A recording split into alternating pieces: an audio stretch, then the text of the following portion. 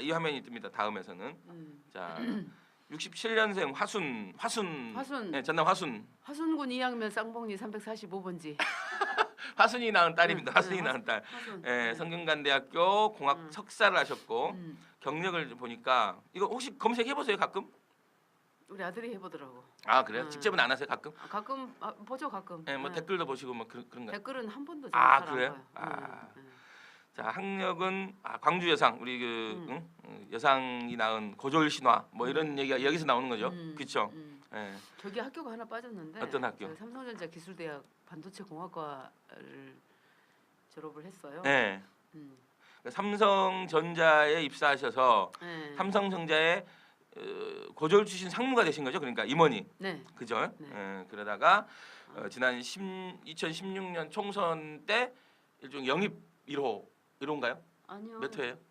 럭키 세븐. 럭키 세븐 7호. 아마 제가 1호였는데 제가 계속 미적거리고 있어서 결정 못 하고 있어서 아마 럭키 세븐으로 갔던 것 같아요. 이제 생각합니다. 다 드리는 질문인데 이 경력중이나 이력 중에 꼭 우리 시청자분들하고 나누고 목이 싶은. 메어서 저를 보니까 이렇게 목이 메어지구나.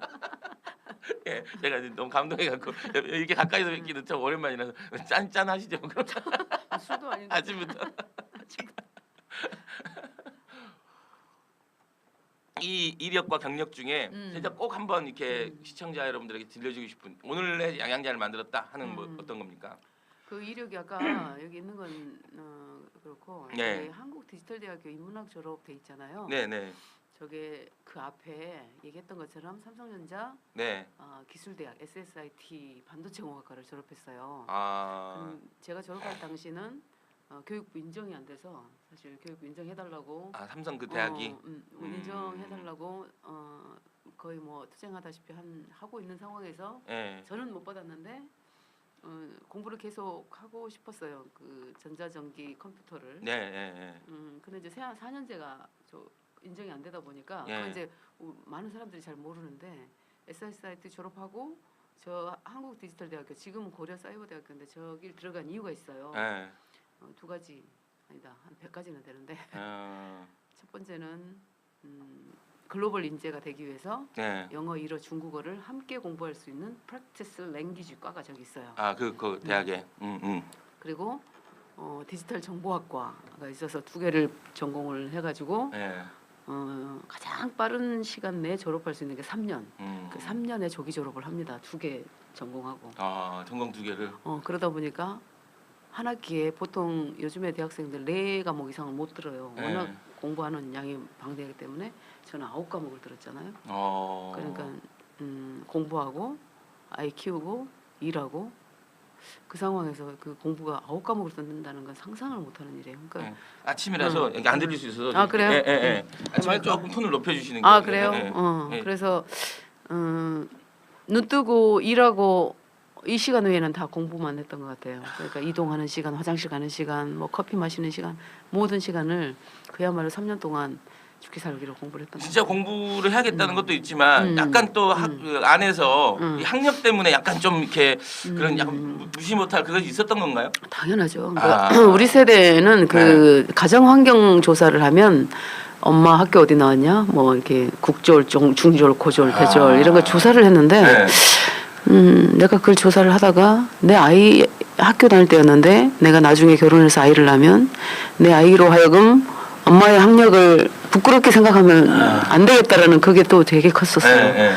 그리고 내 스스로가 고졸이라는 그 학력의 어떤 차별을 스스로 내 차별을 하고 있는 자신을 발견하고 그 아킬레스건은 내가 없애야 되겠다. 이런 것도 컸죠, 솔직하게. 아무튼 막 대학을 여러 개 다니셨어요. 지금 보니까 성균관대까지 완전히 그냥. 대학을 많이 다녔어요. 뽕을 뭐 완전히 그냥. 참. 아무튼 이력은 뭐 이제 혹시 더 그때 뭐 영입되실 때 그 좀 비하인드 뭐 뒷얘기 잠깐 해주실 수 있나요? 뭐 저희가 모르는 얘기나 아니면 아는 얘기도 뭐 혹시 들려줄 만한. 누가 처음에 왔어요? 최재성 위원장이 왔나요? 처음에 온 사람을 지금 처음 밝히는데요. 처음 저를 찾아온 사람은 그러니까 처음에는 메일이 찾아왔고 메일 왔어요? 메일이다. 메일이 와서 예, 그냥 만나보자. 아니 만나고 싶어 한다. 문재인 대표가 예, 만나고 예. 싶어 한다. 라고 삼성 해서 그 사내 메일로. 예.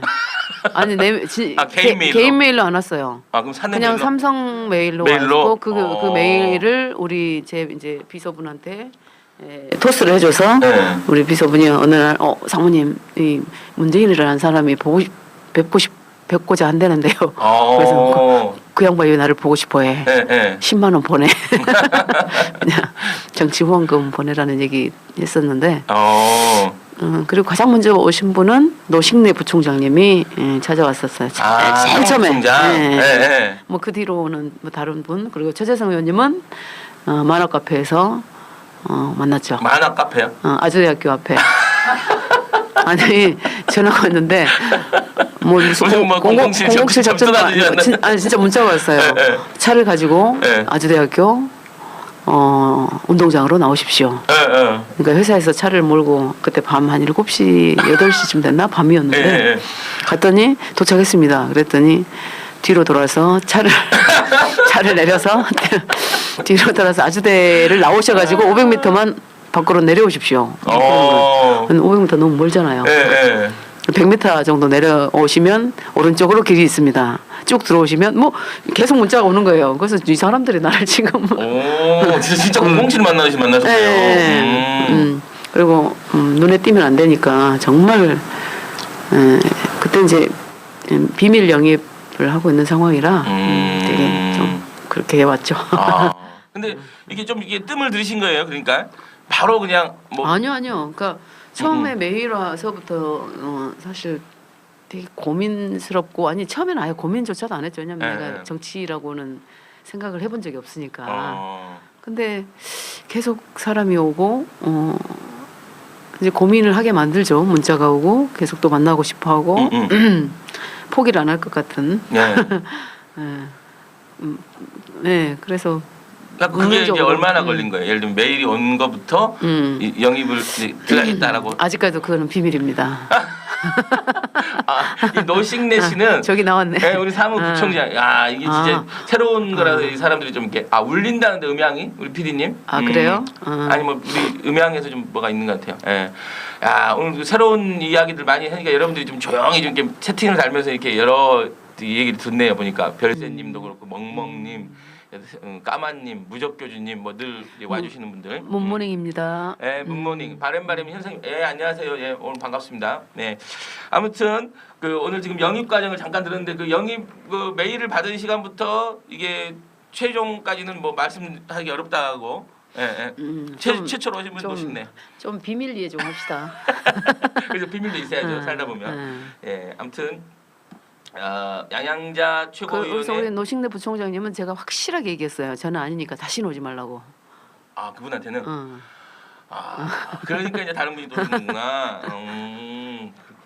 자 오늘 그 전체적으로 실검에는 평창 올림픽 개막과 관련된. 저 개막합니다. 그래요? 8시 오후 8시. 엄청 춥다는데. 오후에 지금 이제 출발해서 갑니다. 옷 따뜻하게 입고 가셔야 할 것 같아요. 몇 겹을 입고 가셔야 할 것 같아요. 오후 8시면 엄청 추울 것 같아요. 평창 이것도. 거기 뚜껑도 없잖아요. 그러니까. 그렇다고 이렇게 얼려주기진 않겠죠. 그러니까 여러 얇은 옷을 여러 겹 입고 가세요. 그게 이제 방법인 거예요. 우리 또 가시는군요. 그러면 오늘 평창 올림픽 개막일에 좀 평창 올림픽 메시지 한번 또 이렇게 시청자 여러분들께 한번 얘기 주시죠. 뭐 그 소감이나 뭐 오늘 가게 된 각오. 평창 올림픽.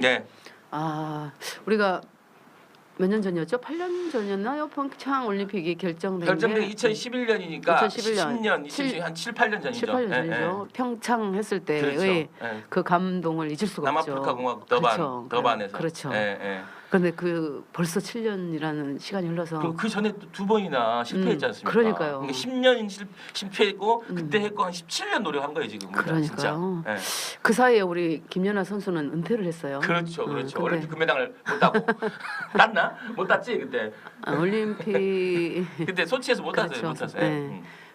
정말 세월이 그렇죠. 유수와 같이 금방 흘러요. 진짜 금방 맞아요. 진짜. 네, 벌써 오늘이 생각하면. 개막식인데 네. 이 세기의 개막식을 저도 놓칠 수가 없어서 네, 맞아요. 당 지도부로서 오늘 참석을 저도 합니다. 좀 트렁크라도 타고 가면 안 될까? 같이 가시죠. 느껴서. 네, 뒤에 매달아 가지고. 네. 야, 아무튼 오늘 무사하게 저기가 지금 개막식장인 것 같아요. 저렇게 지금 뚜껑이 떨어져. 자꾸 저게 이제 개막식 하고 나서는 이게 다 개막식만 용으로 만들었고 다 이게 철거한다는 얘기가 있어요. 이게 운영비 때문에 그렇다는데 아무튼 이것도 최순실의 그러니까. 만행이에요. 약간 제가 봤을 때는. 아유, 네, 참. 돈 들여갖고 만들어놓고 지금 완전히 사람들 얼려 죽이게 생겼어요. 거의 큰 냉장고라는 얘기가 있더라고요. 그러니까요. 냉장고에서 한 3시간 있으면 가만히 있어도 어릴 것 같은데. 그러니까 조심해 아무튼. 30년 저는 30년 전에 88 올림픽이 서울에서 있었어요. 그렇죠. 88 올림픽. 근데 이제 저와의 가장 큰 인연 중에 한 분이 일본에 계신 분이 있어요. 네. 하마다 박사라는 분, 제 책에도 나옵니다. 하마다 박사라는 분이 이제 대한민국에서 반도체가 가능할 것이라고 전 세계적으로 뭐 국내외 다 해서 그분만이 반도체가 가능하다라고 말씀해주신. 그래서 대한민국이 반도체를 했고 삼성전자도 그래서 이제 반도체를 했고 반도체로 지금 전 세계 특히 네. 메모리 반도체는 25년 1등을 하고 있죠. 네. 그런 그분이 88 올림픽 때 VIP 초청을 받아서 왔어요. 그래서 제가 그분 모시고 88 올림픽장에 가고 난 다음에 지금 30년 후에 다시 평창 올림픽인데 30년의 인연이 갑자기 생각이 나네요. 그러니까 네. 저 문부장님이 저런 얘기 물어보셨네. 최고위에서 혁신안에 대한 반응 어떤 일종의 그 최재성 혁신안에 대한 얘기 같은데요. 저도 그 우리 최재성 전 의원님의 정당 발전위원장님의 글을 보면서 좀 가슴 아프게 생각을 하고 있는데요. 네. 저는 그 정당발전위원회에서 어떻게 혁신안을 만들었는지를 다 보고 그렇죠. 굉장히 중간 과정을 너무나 잘 알고 있기 때문에 이게 정말 우리 당을 위해서 그다음에 100년 정당을 위한 첫걸음이자 바로 세워져야 할 우리 혁신안이에요. 그래서 얼마 전에 누더기가 됐다 이런 말씀하셨는데 아마도 당에서도 다시 한번 깊이 있게 또 고려를 하지 않을까. 가장 논란이 된 건 어떤 거예요? 예를 들면 지금 뭐 선거를 앞두고 있어서 선거 출마와 관련된 뭐 그런 부분인가요? 여러 가지 뭐 당직 겸직 금지 뭐 이런 부분도 그렇고. 그러니까 지금 국회의원이 당직을 맡는 거에 대해서 좀 약간 혁신안에서는 그렇게 하지 않고 원외 지구당 위원장이나 기회를 좀 주자 뭐 이런 거잖아요 지금. 그렇죠. 국회의원이 다 하지 말고 좀 새로운 신인들한테 당직을 줘서 인물을 키우자 뭐 이런 건데 그게 약간 좀 논란이 있는 건가요 그러면? 뭐 여러 가지 논란들이 있는데 당무위원회에서는 또 어떤 이야기가 있었냐면. 우리 당을 지킨 분들 있지 않습니까? 정말 어려웠을 때 저도 입당할 때 가장 어려울 때 입당을 했기 때문에 이 당에 대한 애당심은 아마 넘버원이지 않을까 싶은데 그 어려운 와중에도 우리 당을 지키고 당원 여러분뿐만 아니라 또 원내에 계신 분들 또 지방 의원님들 우리 당원들 그리고 정말 어려울 때 우리 당을 지켜주셨던 분들이 이번에 이제 지방선거에 또 출마를 하시게 되지 않습니까? 그렇죠. 그런데 본인의 표의 유불리에 따라서 탈당을 했던 분들이 다시 복당을 해서 출마를 하게 되면 20% 감점이 있는 조항이 있는데 그 부분도 이상하게 뭐 당의 요청에 의해서 인재 영입식으로 들어온 분들은 뭐 이게 최고위에서 달리할 수 있다 뭐 이상한 문구를 또 집어넣으면 일종 예외 규정이 있는 거군요. 그래서 이제 모든 그런 혁신안들이 어떤 개인을 위한 것처럼 보여지도록 그 예외 규정을 두는 경우가 있어요. 그게 사실 혁신안을 완전히 누더기를 만드는. 이게 좀 직구로 얘기하면 지금 사실 이용섭 위원장도 탈당을 해서 지금 들어오는 경우잖아요. 어떻게 보면.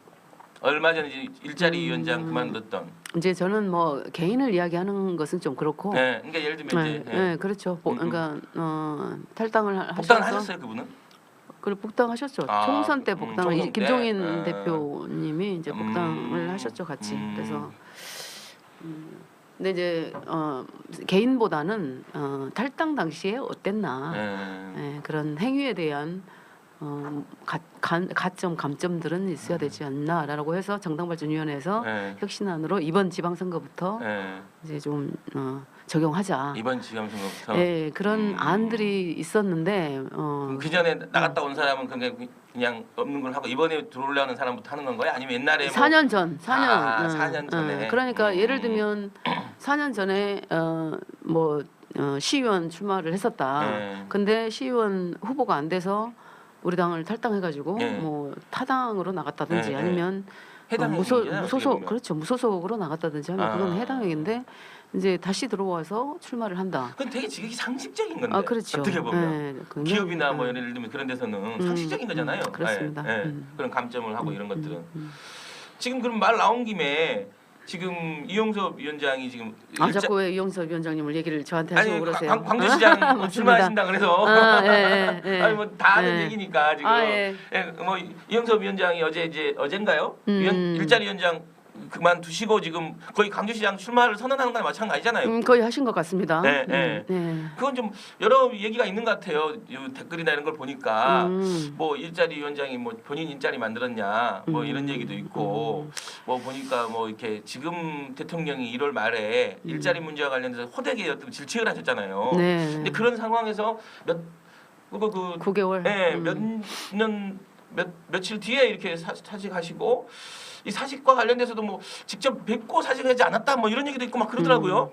이제 그런 정황들은 제가 정확히 잘 모르지만 대통령께서 일자리 부위원장을 맡기셨을 때는 그렇죠.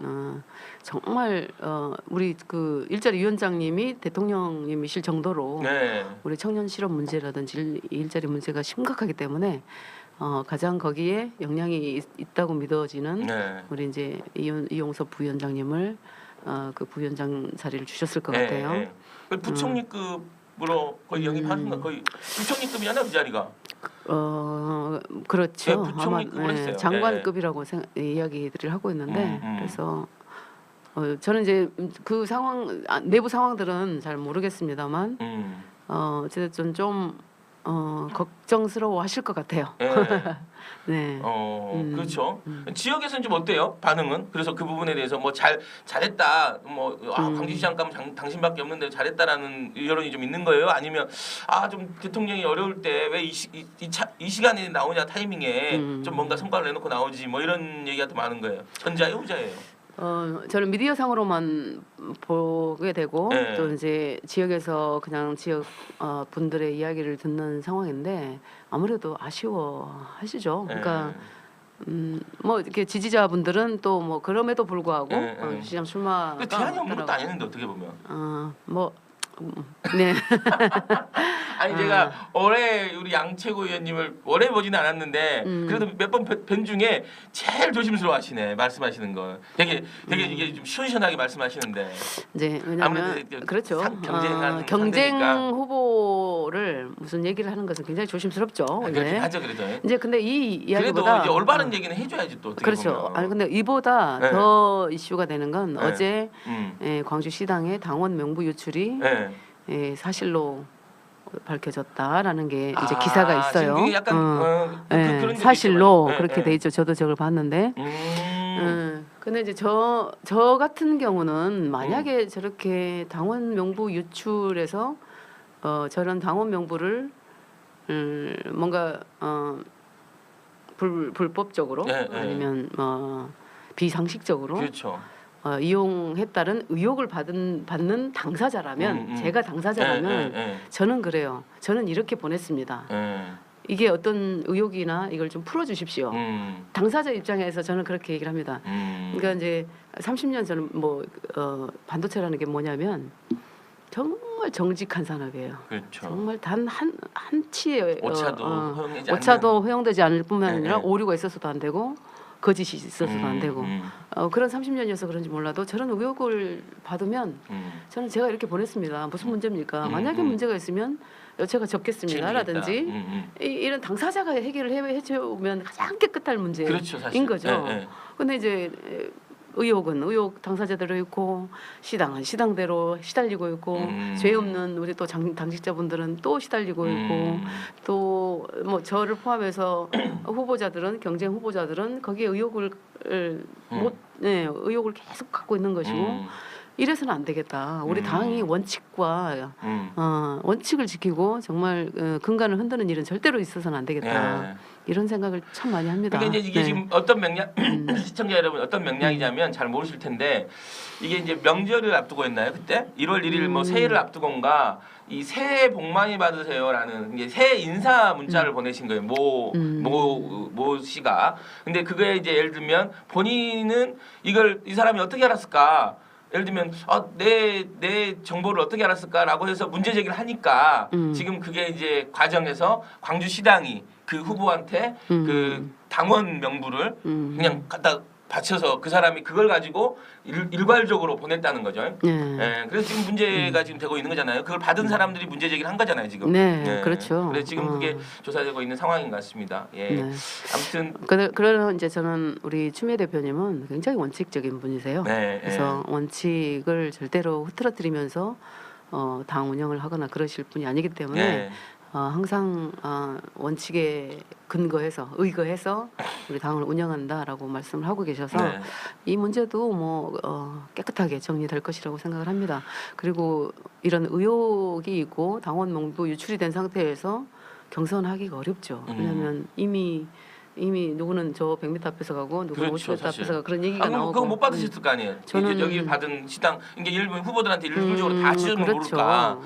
지금 어떤 사람한테는 주고 어떤 사람은 안 준 거 그런 거잖아요 지금. 그래서 저는 어떤 개인을 얘기하는 것이 아니라 이런 의혹들은 아주 깨끗하게 정리해서 그러니까 우리가 지방선거를 앞두고 그런 공정성을 확보한 다음에 정말 잘해야 될 것 같아요. 그렇지 않으면 우리 또 새로 생긴 민평당한테 또 우리 민주당이 어떻게 될지 모릅니다. 그래서 그러다가 당한 거니까 그대도. 그러니까 늘 원칙과 늘 우리 당원들을 실망시키면 안 되고 일단 또 시민 국민들을 실망시켜서는 절대로 안 됩니다. 그러니까 이제 국민들은 약간 제가 보면 이 오만한 사람들한테 이게 항상 이게 회초리를 주더라고요. 오만하게 맞아요. 보이면 그렇습니다. 니들이 다 가진 것처럼 이렇게 움직일 때 그렇게 얘기하는 것 같더라고요. 지금 약간 보면 전라남도에 지금 준비하고 있는 이 이계호 의원에 대한 것도 약간 누구나 나가면 되는 걸로 생각하는 약간 그런 느낌으로 당이 비춰져서 약간 또 지역에서는 좀 얘기가 있지 않습니까? 사설이나 신문에서.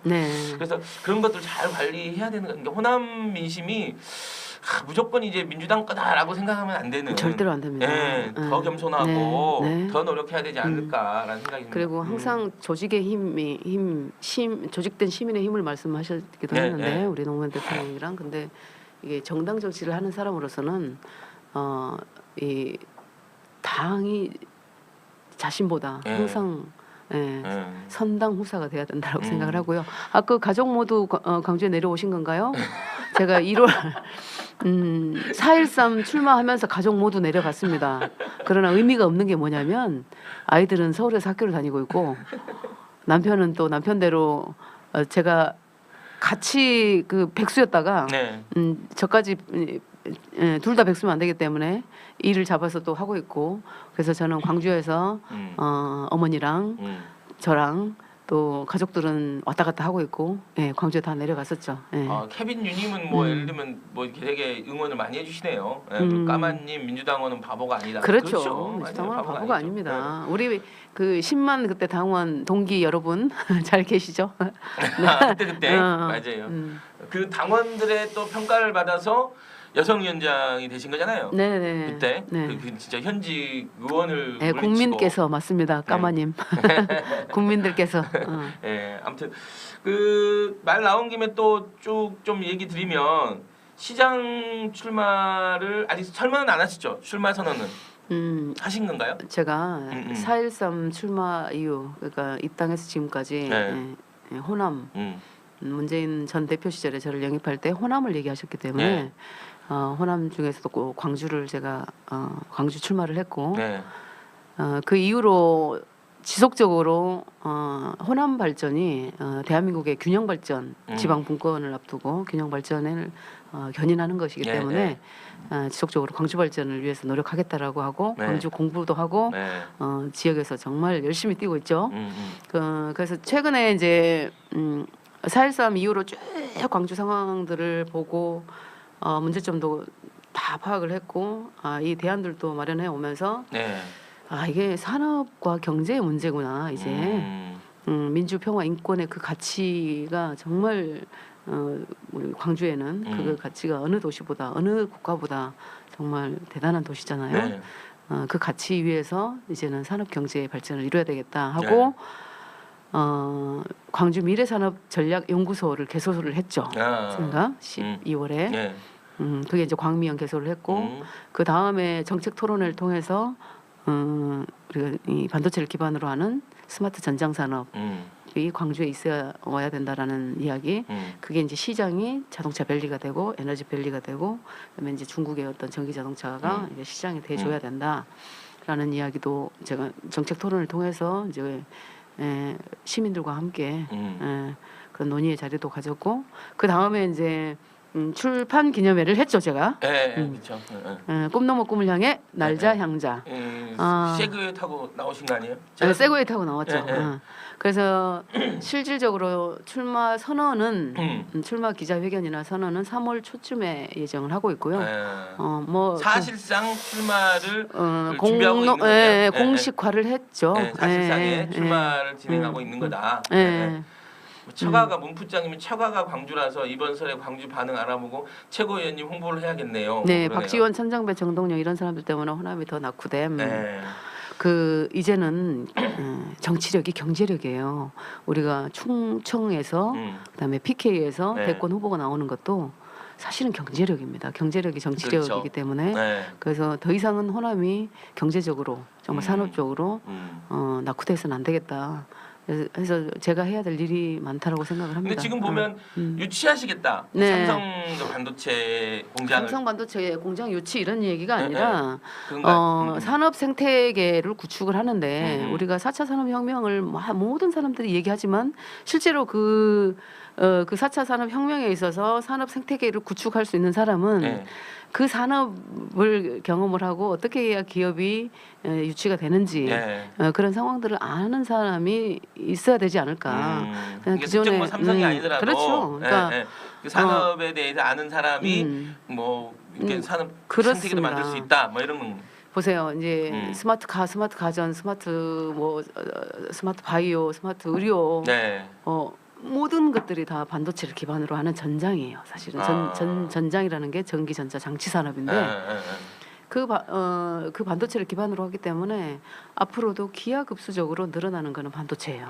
왜냐하면 우리 스마트폰으로 찍는 그런 사진을 기본 약간 기본이 그렇죠. 뭐 쌀 같은 거니까 저장하는 공간이라든지 뭔가 데이터로서 프로세싱해서 만들어내야 된다든지 모든 게 다 반도체 영역인데 우리 대한민국에서 보면 뭐 기흥, 화성, 아산, 뭐 저쪽 이천, 평택 지금 이제 반도체 밸리가 내려오고 있는 거죠. 경부 라인 타고 쭉 이렇게 반도체 밸리가 우리나라에 이렇게 생성이 되는 것도 사실은 앞으로의 그런 반도체 수요에 따라서 공급을 맞춰주지 못하면 우리가 4차 산업혁명을 통해서 뒤처지기 때문에 그 산업에 국가적으로도 지금 힘을 넣고 있죠. 근데 우리보다 훨씬 더 중국은 훨씬 더 국가에서 정말 정책적으로든 중국에도 삼성 공장 있지 않나요? 뭐 서안에 제가 여기 입당하기 마지막으로 개발했던 48층 낸드 플래시 제품이 생산되고 있습니다. 그래서 그게 수요가 폭증을 했기 때문에 아마도 이제 그쪽에도 더 증산하기 위해서 증설을 하게 돼 있고 공장을. 그리고 저는 이제 제 주장은 그렇게 중요한 반도체 산업이 기술 유출도 문제지만 우리 청년들 일자리 없는데 자꾸 해외로 나가는 것들이 문제다. 네. 그래서 이 서남 벨트로 쭉 내려오는 이 반도체 밸리를 광주까지 좀 이어지게 하면 그것을 바탕으로 전장 산업이 구축이 되는 것이고, 근데 그게 대통령 공약이에요. 문재인 대통령의 지역 공약 중에 하나. 네, 제가 4.13에 우리 제 후보자의 공약이었다가 이게 너무나 중요해서 더불어민주당의 공약으로 올라가서 지금은 이제 문재인 대통령의 공약으로 갔단 말이죠. 그러면 이 정부에서는 정말 노력해서 우리 친환경 전장 클러스터를 만들겠다라는 걸 가시화를 하고 실현해 낼 것이고, 그 바탕이 사실은 이제 반도체라는 거죠. 그래서 반도체 밸리가 그쪽까지 와야 되고, 그럼으로써 우리가 그 자동차 밸리의 미래 자동차의 거점으로 광주를 키워 나가야 되겠다. 근데 사실상 지금 반대쪽 공장을 만들고 이걸 해줄 수 있는 사람은 삼성밖에 없지 않나요? 우리나라에서는? SK 하이닉스가 있고, 삼성 반도체가 있고, 삼성전자에서 하는 반도체가 있고, 뭐 그렇지만 그런 전장을 하는 회사들은 뭐 델파이든 뭐 여러 회사들이 있어요. 미국에 뭐 현대모비스도 있고 뭐 국내외를 통틀어서 정말 많은 회사들이 있는데 그 회사들이 우리 광주를 거점으로 하는 어떤 그 산업 생태계가 제대로 구축돼야 되겠다. 그리고 이제 2차 그러니까 자동차 밸리가 있잖아요. 그렇죠. 기아, 현대가 있기 때문에. 근데 그 자동차 회사들이 이제 미래 자동차로 가려면 스마트카 뭐 그렇죠. 자율주행차, 스마트카 커넥티드 카 여러 가지. 자동차도 거의 이제 스마트폰처럼 된다는 거잖아요. 스마트폰이 지금? 이렇게 확대시켜 놓으면 큰 스마트폰처럼 그렇죠. 그렇습니다. 자동차가.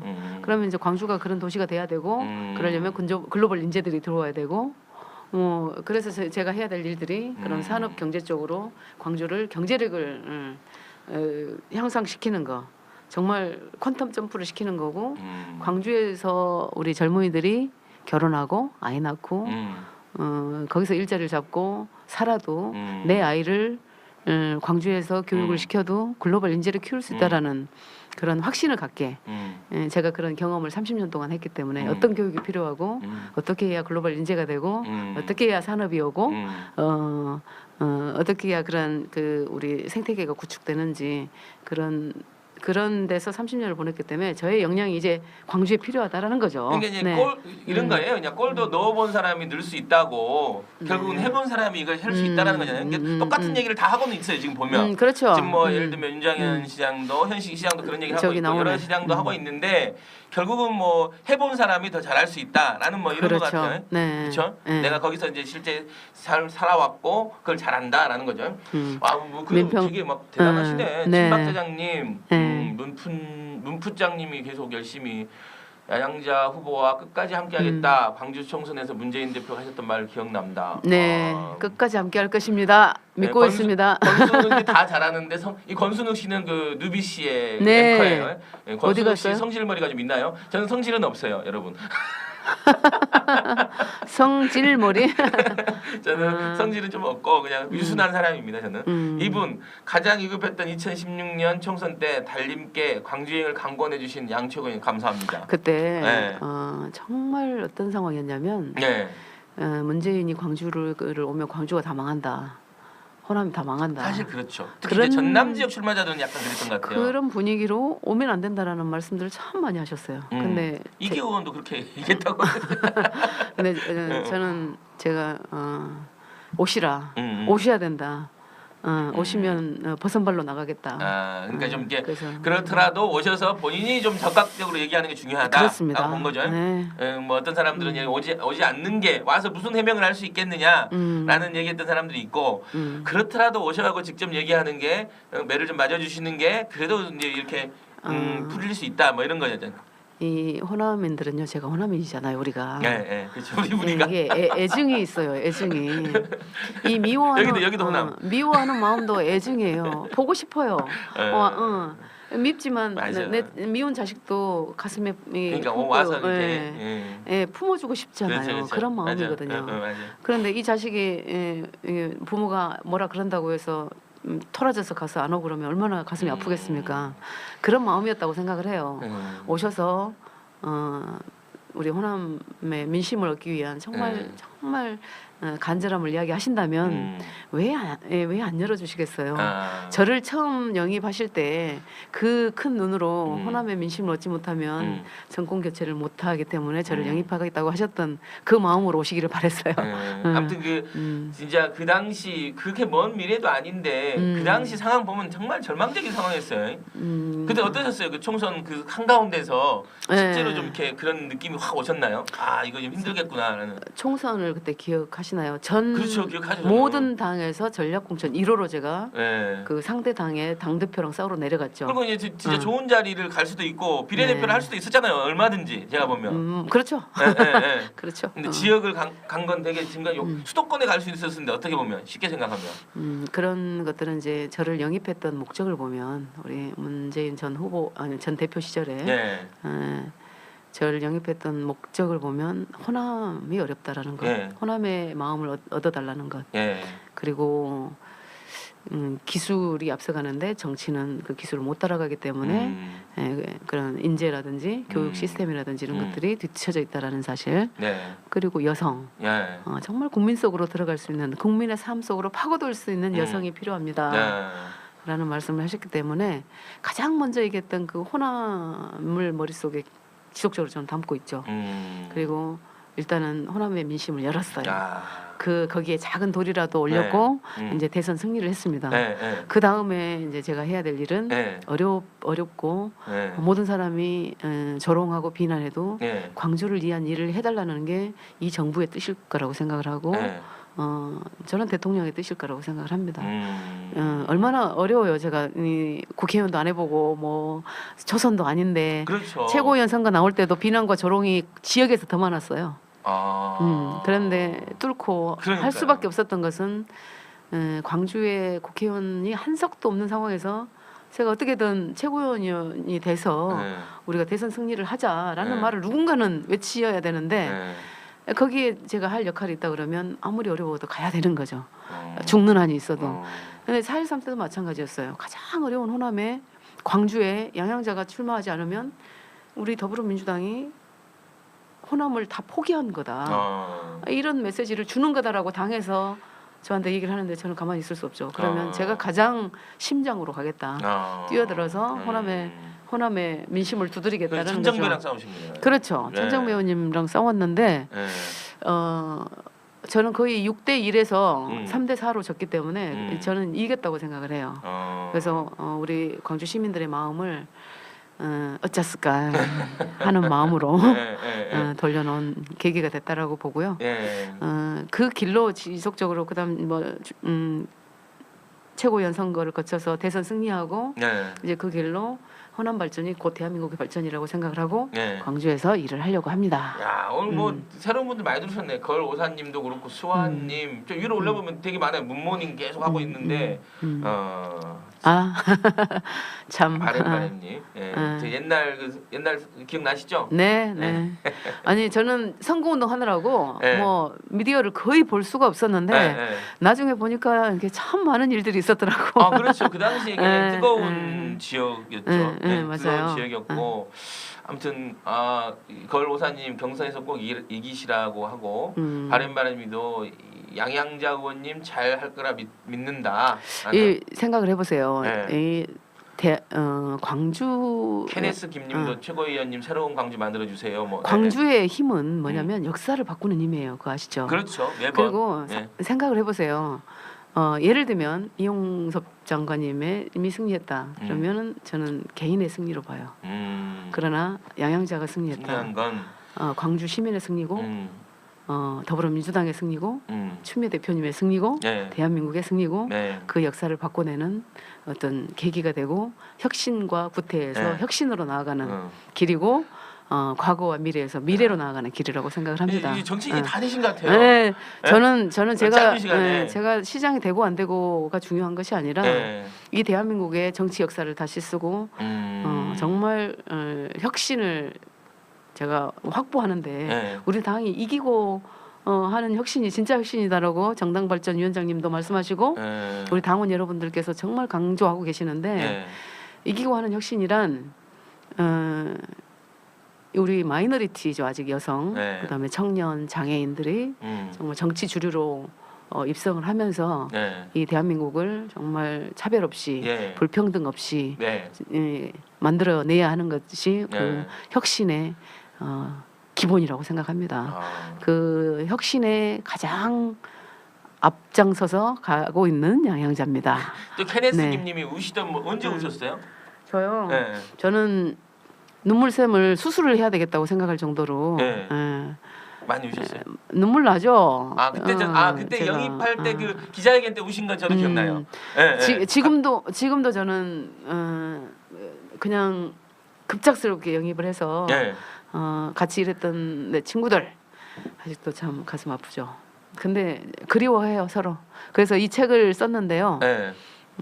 정말 우리 친구들을 위한 그리고 우리 대한민국의 청년들을 위한 멘토링하는 마음으로 네. 그리고 제 경험을 나눠준다는 생각으로 예. 꿈 넘어 꿈을 향해 날자 향자를 썼습니다. 보신 분들은 다 우셨대요. 그 책을 저도 책은 그때 제가 가서 안 보셨어요? 읽지는 못했어요. 이럴 수가. 읽지는 못했는데 보셔야 돼. 집에 꼭 있습니다 지금. 네. 그렇구나. 아무튼 저는 개인적으로 눈물 얘기하시니까 이 양양자 최고의 눈물 이때 눈물과 저 사진 한번 좀 보여주세요. 내려주세요. 저게 제가 임원이었을 때 일본 출장 갔을 때 사진이에요. 이거 완전히 고등학생 사진 같은데요? 제가 출장 다닐 때 저렇게 다녔는데 참. 네. 와. 영입돼서 폭삭 늙지 않았나요 혹시? 내가 이 고생을 하려고 30년간 그 고생을 했나 봐요. 뭐. 근데 참 오랜만에 보는 사진인데 네. 좋네요. 저게 2000 몇 년도일까? 11년? 그래요? 그럼 얼마 안 된 사진인데 2010년 6, 7년밖에 안 된 사진인데. 그렇게 오래되지 않았어요. 근데 약간 진짜 고등학생, 대학생, 그러네. 대학생까지 해야 그러니까 누가 저의 얼굴을 이렇게 폭삭 늘게만. 예, 아무튼 뭐 진짜로 저는 이번 어떤 문재인 정부의 탄생 그리고 어떤 민주정부의 어떤 이런 시작은 이런 숨어서 이렇게 그 양양자 의원 눈물 흘렸던 이 눈물에서 시작된 게 아닌가 싶어요. 광주가 어찌됐든 되게 짧은 시간에 네. 문재인 대통령을 받아들일 수 있었던 것 또한 네. 이렇게 쓰러지지 않고 버텨주신 힘이 아닌가라는 개인적으로는. 군화면들은요 네. 따뜻해요. 그러니까요. 뭐 우리 대한민국이 다 따뜻하지만 그 엄마 마음이 가장 진한 데가 또 광주고 저도 호남인 이제 것 얼마 전에 같습니다. 문주연구원에서 하는 그 행사 때문에 제가 민주연구원 부원장이지 않습니까? 그 행사 때문에 목포에 가서 이런 얘기를 했었어요. 네. 보는데 그런 마음이 딱 들더라고요. 뭐냐면 1년 전, 1년 반 전에 국민의당 바람이 불었을 때 흔들리지 않고 이 당을 지켜준 당신들이야말로 문재인 정부를 만들어준 그럼요. 씨앗이고 미랄이다. 네네. 그리고 그때 이제 어찌됐든 도당위원장 하셨던 이계우 의원이 유일하게 당선돼서 이 의원총회에서 눈물을 펑펑 흘려요. 그분이. 네. 남자가. 네. 근데 그게 아마 호남 사람들한테 우리가 너무했구나 라는 마음을 시작한 게 아닌가라는 생각이 들어서 그 말씀을 그대로 드렸어요. 제가 고맙다는 말씀을. 근데 아무튼 오늘 또 뵈니까 그 좌절하지 않으시고 저는 좌절은 낙선 없습니다. 이후에 좌절하지 않으시고 시작입니다. 그래도, 시작. 꾸준히 이렇게 자기 본인의 꿈과 어떤 민주당의 꿈 그리고 이 민주정부 문재인 정부의 꿈을 위해서 이렇게 나서주셔서 너무 고맙다는 말씀 좀 드리고 싶네요. 아무튼 저 개인적으로는 박수 한번 쳐주시죠. 고맙습니다. 네. 자 오늘 뭐 바쁘실 테니까 오늘 또 평창에 가서 또 개막식도 보셔야 된다고 하니 네. 오늘 뭐 마무리하시는 말씀 한번 우리 그 오늘 나오신 말씀 청취자 여러분께 좀 해주시고 또 마무리하시죠. 마무리하는데 시간을 좀 써도 되나요? 네, 그럼요. 오늘 이건 완전히 깔때기 방송이에요, 여기는. 그래요? 하루 종일 양양자 편향 방송으로 오늘은 통편이 그럽니다. 우리 오바마 대통령이 네. 미국에서는 주류 사회였죠. 주류 그렇죠. 사회를 이룬 어떤 주류 사회의 일원이었잖아요. 우리 오바마 대통령의 부인 미셸 여사님이 오바마 대통령이 이렇게 정치권으로 나오고 대통령에 출마할 때 했던 이야기가 있어요. 이제 미셸 오바마는 우리는 너무 잘 살고 있고 미국의 그래도 유색인종으로서 미국의 주류로서 우리 아이들 잘 키우고 정말 미국 사회에서 이 정도 살았으면 됐지. 왜 정치를 하려고 하느냐. 정말 어려운 그 길을 왜 가려고 하느냐라고 물었던 것이 우리 남편하고 똑같은 것 같아요. 네, 예, 얼마 전에 남편이 바깥분이 남편이 이제 그러던데요. 내 안으로만 살아주면 안 되냐. 그런데 이제 오바마 대통령이 미셸 오바마한테 한 얘기가 내가 정치권으로 나오면서 정치 주류에 들어가면 유색인종이 꿈을 꾼다. 그렇죠. 이 위대한 미국 아메리카에서 유색인종이 꿈을 꾸게 된다. 그 길로 나는 간다. 내 개인의 문제가 아니다라고 말씀하셨는데 저는 정치권으로 나오면서 고호녀, 고졸 호남 여성 차별의 상징이죠. 사실 어려웠어요. 정말 고졸이 그러니까요. 그런 저는 기업에서 여기서는 그렇게 말씀하시는데 그 과정이 얼마나 심란했을까라는 생각이 저는. 그런데 제가 나오는 이 정치권 대한민국은 이제 차별은 없습니다. 차별이 없어지는 대한민국이 될 겁니다라고 생각을 하고요. 그리고 정말 이제 호남 출신이기도 하지만 호남에서 정말 죄송한데 더 이상은 이런 지역주의 그리고 어디는 홀대받고 어디는 차별받고 이런 지역이 있다라고 하는 그런 이야기가 안 나오도록 정말 대한민국이 균형적으로 발전할 수 있도록 그 균형 발전의 가장 시발점이 돼야 되는 데가 저는 이제 호남이라고 생각을 합니다. 왜냐하면 가장 정치적으로도 지금 뭐 민평당, 뭐 바른미래당이 이렇게 호남에서 정말 정치적으로 이렇게 혼란스럽고 또 대한민국 정치사를 이렇게 혼탁하게 만드는 그 호남은 먹고 살기 힘든 것 때문이라고 생각을 해요. 경제적으로 낙후돼 있기 때문에 생긴 문제라고 보고 영양자는 그런 불평등이 없는 사회도 만들지만 대한민국을 균형 발전시키는 호남의 어떤 발전을 이끄는 거기에 조금만 돌이라도 놓을 수 있는 사람으로서 그 행보를 계속 할 것이고 앞으로 호남의 지도자로서 우뚝 설 것입니다. 그리고 이번 지방선거는 광주시장을 뽑는 선거가 아니라 호남의 미래 지도자를 뽑는 선거라고 생각을 합니다. 그렇죠. 그래서 그렇죠. 광주의 미래, 호남의 미래, 대한민국의 미래로 가는 그 길에 양양자가 있습니다. 기억해 주시기 바랍니다. 고맙습니다. 네. 저는 이제 뭐 이런 생각이 드네요. 그러니까 이제 호남이나 광주가 예를 들면 누구나 나와도 될 수 있다라고 얘기한다면 기왕이면 뭔가 의미와 대한민국의 어떤 큰 변화를 이끌어갈 수 있는 선택을 해야 되지 않을까라는 그냥 뭐 그동안에 해왔던 사람들 그냥 뭐 그런 분 뽑아서 아무 의미 없이 끝나는 것보다는 광주나 호남이 어떤 정치를 이끌어왔던 대한민국의 큰 변화를 이끌어왔던 그런 정신으로 본다면 좀 더 의미 있는 선택을 해야 되는 게 아닌가라는 생각을 하면서 오늘 양양재 최고위원 여기까지 나와주셔서 너무 고맙고요. 오늘 뭐 너무 추우니까 꼭 따뜻하게 가서 이거 주실래요? 네, 자 고맙습니다. 고맙습니다, 의원님. 먼저 와주셔서 고맙고 또 뵙겠습니다. 감사해요. 이제 끝났나요? 네. 이제 좀 저희는 좀 떠 있어요, 조금. 방송이 조금 이제 그래요? 후반 방송이 좀 있어서 여기 최재성 의원님 할 때 내가 자주 왔는데 여기요? 맞아요. 최재성 의원님이 원래 여기 또 하시나요? 대표였죠. 그래서 이번에 광주 선거는 재밌을 것 같지 않아요? 그렇죠, 맞아요. 저는 이제 강기재 의원님이나 이용수 장관님 이거 끝난 거죠? 아니요. 아직 안 끝났어요? 지금 이제 저희 이제 연결해야 된다니까 지금 방송을 좀 하나. 저는 정말 영광이에요. 우리 그런 훌륭한 분들과 또 경선도 하고 이렇게 뛸 수 있는 것만으로도 참 영광스럽고 광주 선거를 꼭 우리 더불어민주당으로 이겨야 됩니다. 여러분 꼭 지켜보십시다. 양양재 최고위원님 많이 응원해 주세요. 네, 저 가도 되죠? 네. 막 가라고 그래 이제 빨리 가야. 지금 몇 시지? 빨리 가야 됩니다. 그러니까 최고위원님 고맙습니다. 네, 고맙습니다. 이렇게 바닥에 앉아 사는구나. 저희는 그냥 편하게 그냥. 고맙습니다. 들어가세요, 최고위원님. 제가 못 나갑니다. 나오지 마세요. 자, 오늘 그 광주시장 시간을 왜 알아요? 타파크로스 광주시장 출마를 하신 우리 양양자 최고위원님 모시고 여러 가지 왜 정치를 하시는지 그리고 왜 본인이 광주시장에 나가야 되는 건지 얘기를 들었습니다. 아 친박대장님, 이분님, 뭐 걸오사님 다 뭐 트타님 뭐 마음에 드셨죠? 양 최고위원님 좀 가기 싫어하시는 것 같아서 약간 그지? 네, 좀 더 들을 걸 그랬나? 아무튼 근데 본인이 처음에 40분만 하시자고 그래갖고 아무튼 평창에서 뵙는 걸로 하고 오늘 그 타파크로스 강석봉은 안 왔어 아직? 아이 진짜 강석봉 진짜 타파크로스 지금 준비하고 있어요? 그래? 됐어?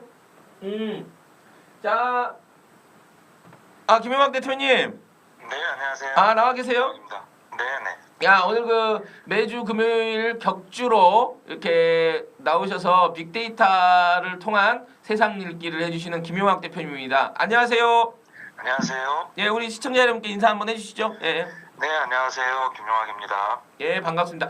그 이번 주 그러니까 1월 지난주인가요 그러면? 네 그렇습니다. 이번 주 뭐 지난주 뭐 이렇게 통틀어서 그 빅데이터를 통해서 이슈가 됐던 얘기들 쭉 한번 해보시죠. 뭐 첫 번째 가장 큰 이슈가 됐던 건 어떤 건가요? 네 지난주 금주 온라인과 모든 세상을 지금 뒤엎고있는 이슈인데요.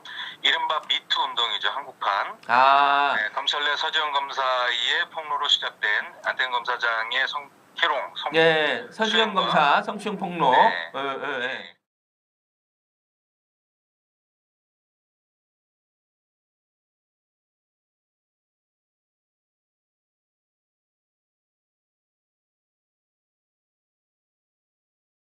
네. 이 과정에서 굉장히 다양한 담론이 이제 펼쳐지고 있습니다.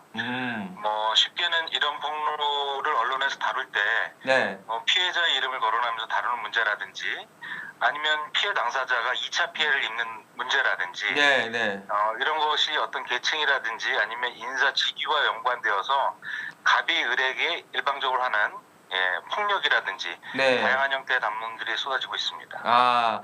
그리고 그 이후에 뭐 문단에서는 뭐 최영미 의원의 또 이게 그 곧땡 시인에 대한 뭐 이렇게 폭로가 또 한참 화제가 됐죠. 언론에 나와서까지 하는.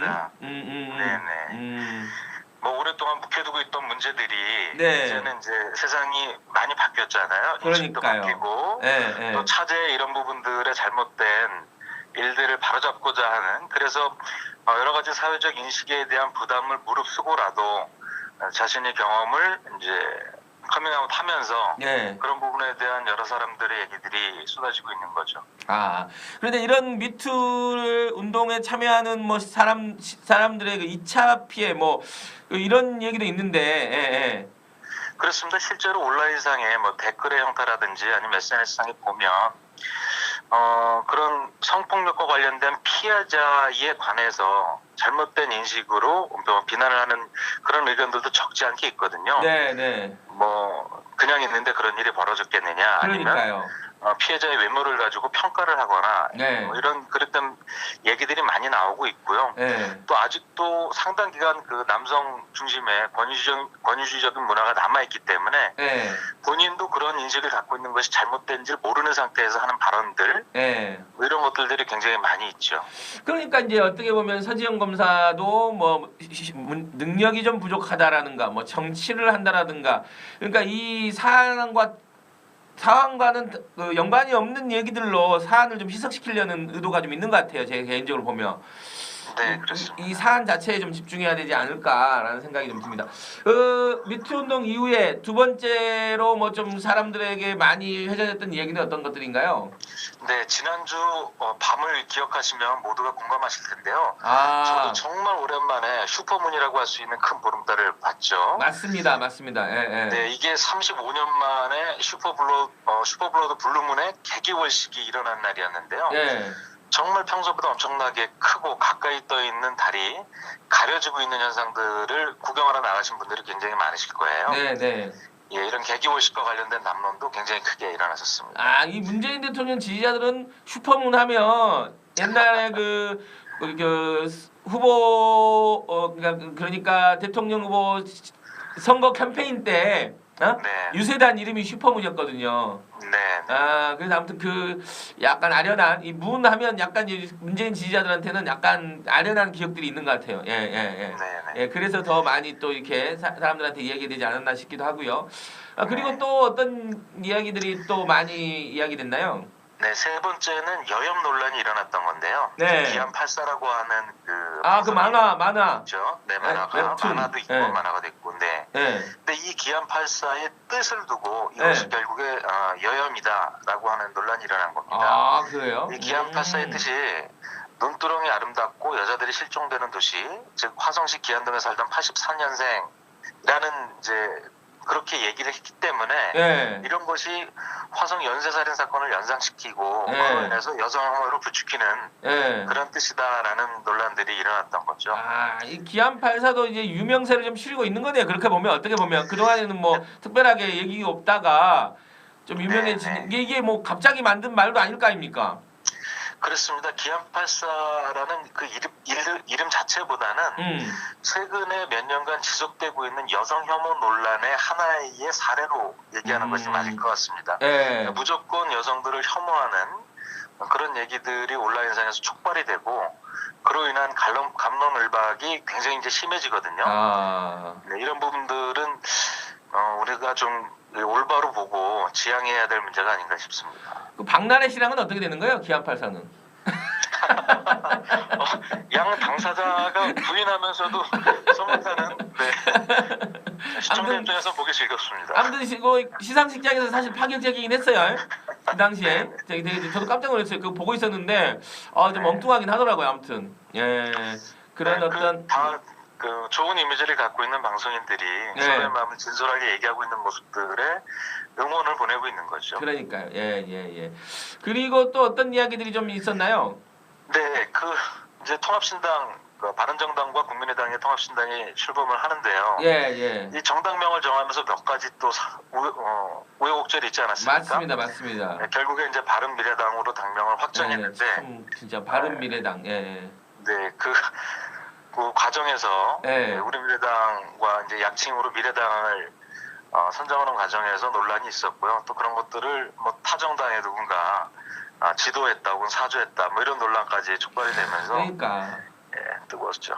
그러니까 이제 이 과정에서 좀 되게 좀 의아스러운 게 아니 우리 미래당의 안철수 대표가 한번 뭐 창당 과정에서 가서 뭐 강연도 하시고 그런 과정에서 이제 그런 걸 아는데 미래당이라는 걸 뭐 약칭으로 만들려고 했던 것 자체가 좀 저는 좀 그런 게 그렇더라고. 몰랐으면 모르는데. 맞습니다. 그리고 이제 그 우리 미래당이 미래당을 약칭으로 쓰려고 하니까 국민의당 약칭으로 미래당을 등록하려고 하는 꼼수를 또 불려갖고 또 사람들한테 좀 비난을 받았잖아요. 네, 그렇습니다. 참 안타깝더라고요. 아무튼 한번 다음 얘기 하시죠 뭐. 다음은 다스의 지하 2층에 있던 창고에서 청와대 문건이 발견됐습니다. 그 압수수색 과정에서 나왔던 것이죠. 물론 또 다스가 아니라 그 청계재단 그거 아닌가요? 영포빌딩? 다스도 있는 건가요? 아니요. 영포빌딩에서 다스와 이제 청와대 영관 문건이 나왔던 거죠. 그러니까요. 네, 영포빌딩 지하 2층에 있었던 거죠. 영포빌딩. 네, 또 그 안에는 이명박 전 대통령이 다스 관련 보고를 직접 받았다는 증거가 포함되어 있다라고 얘기를 하네요. 그렇죠. 맞아요. 여러 가지 문건이 나왔고 청와대 문건이 나왔는데 그 청와대 문건이 나오자 이명박 전 대통령이 말하기를 야 우리가 모르고 갖고 왔는데 이게 그 청와대와 관련된 대통령 기록물과 관련된 법률에 의하면 이게 기록관으로 가야 되는데 잘못된 압수수색을 한 이 물건을 빨리 기록관으로 보내라 뭐 이런 식의 약간 말도 안 되는 논평을 했어요. 그러게 말이죠. 전 되게 웃기더라고 그게. 스스로가 예를 들면 뭐 잘못된 일종의 범죄 사실을 인정하는 꼴이 돼버렸어요. 제가 보니까. 근데 그걸 어떻게 또 돌려보냅니까? 자기들이 갖고 있었던 건데. 그리고 그걸 진짜 모르고 갖고 왔을까 하는 생각도 들어요. 그런 문건들을.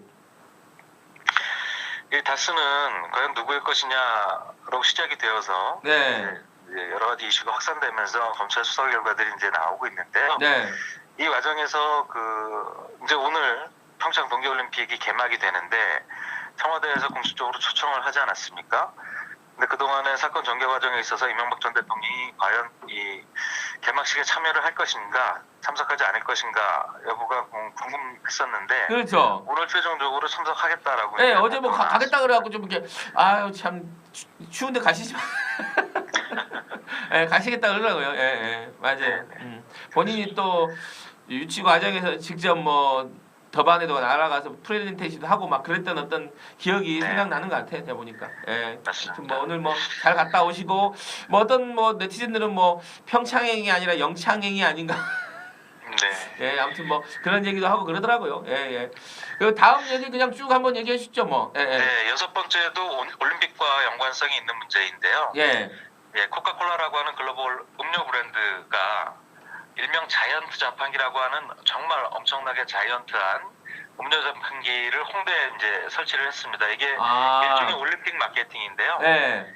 예, 해당 회사는 올림픽의 공식 후원 업체입니다. 그러니까 올림픽 이벤트를 통해서 세계적으로 자신의 브랜드를 이제 알리는 행동을 하게 되는데요.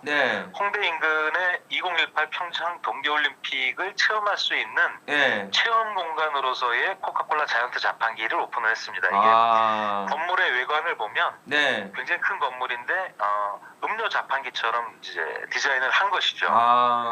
그래서 멀리서 보면은 이제 해당 음료를 뽑아 먹을 수 있는 자판기처럼 보이는 큰 공간 안에 여러 가지 올림픽 체험을 할 수 있는 이제 컨텐츠를 집어넣는 것인데요. 네, 전승구나. 예, 예. 제가 보여주고 있어요 지금. 예, 예. 그렇습니다. 이 뭐 김연아 씨라든지 박보검 씨라든지 뭐 이렇게 우리나라 국민들이 좋아할 분들이 참여해서 오픈 세레머니를 하고 굉장히 볼거리가 많아서 온라인상에서 지속적으로 이슈가 된 바 있고요. 실제 이게 자판기가 이게 뭐 되는 건 아니죠? 그러니까 자판기 모양이라는 거죠?